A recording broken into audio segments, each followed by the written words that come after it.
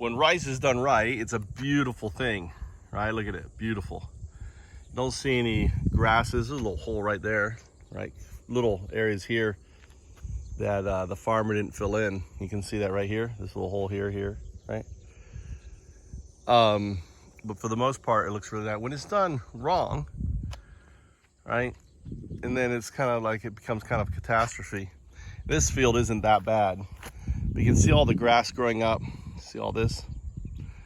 It's all grass. You can see the high grass over there, all on the side here.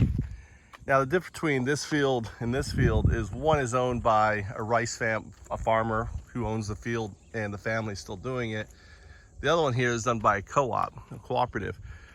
And the problem is with cooperatives, and there's another, in our small little village here, most of it, but these fields out here are cooperatives. And the problem with them is they have too many fields, too few individuals to do it. And one of the most important things about tilling is tilling the soil, right?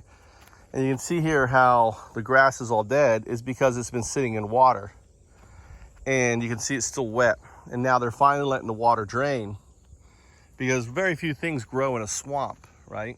Especially these grasses and the other things here just won't grow in there. So if you keep water, and you see this field, look, it's completely dry. You can see it's split there, right? And this is giving an opportunity for the grasses to grow in the field. Now, traditionally what a farmer would do was come out here and actually pull them out. He would come out here and walk along the rice and pull out all this grass.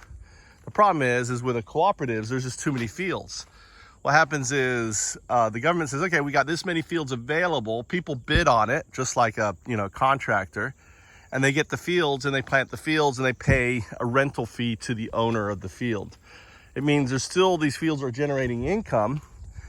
Well, the problem is, the rice produced on them, isn't as good as the stuff that's done by the small farmer. So one of the solutions here is to help automate the process. And the biggest thing about rice farming is the tilling, right? And is the water management system. And imagine if you could set a water management system on all these things that just turns on and turns off the water, which they have, and ultimately have autonomous tractors that till, because that's the highest thing. They go like 1 mile per hour, and they first do, once they cut the rice, they'll do like a heavy till, and I'll make a video on it, and then they'll do a fine till, right? And it takes for hours, and there really is no reason for the farmer to sit on the tractor.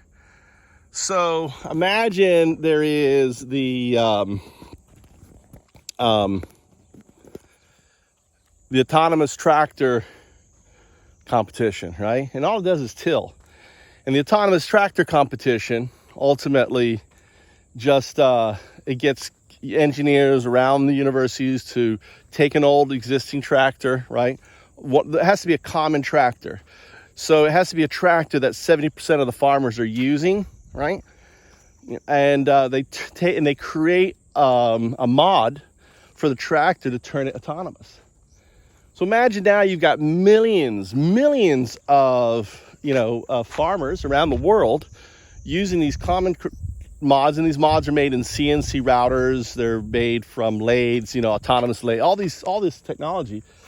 And all it does is, and maybe you set up markers right here. It could be a simple thing as setting up a square, right, line, or it could be as good as it doesn't matter, as long as it will till the field back and forth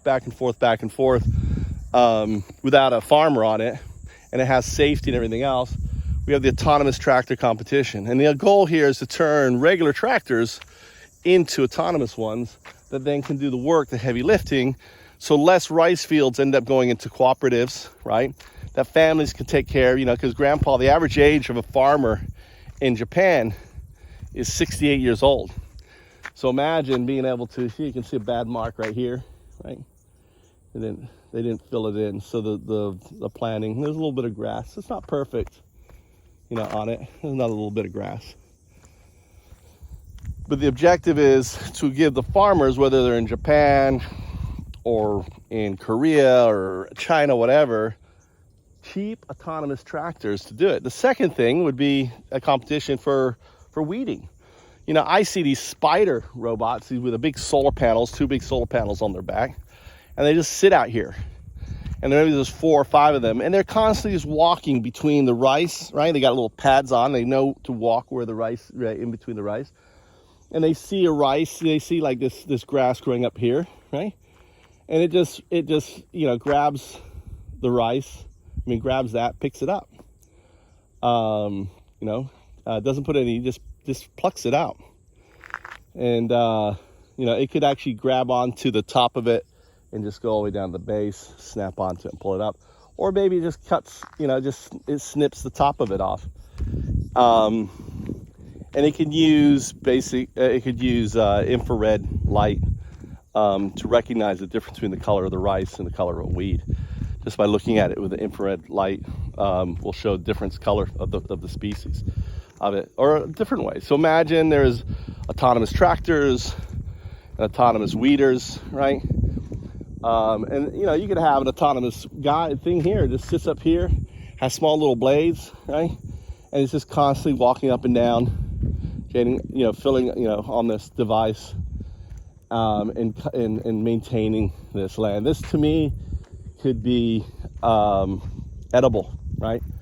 There could be orchards here. There could be all sorts of stuff here.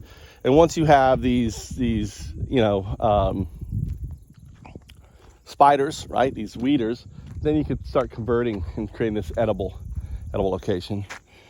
So I call it the autonomous tractor competition. You know, it'd be nice to have.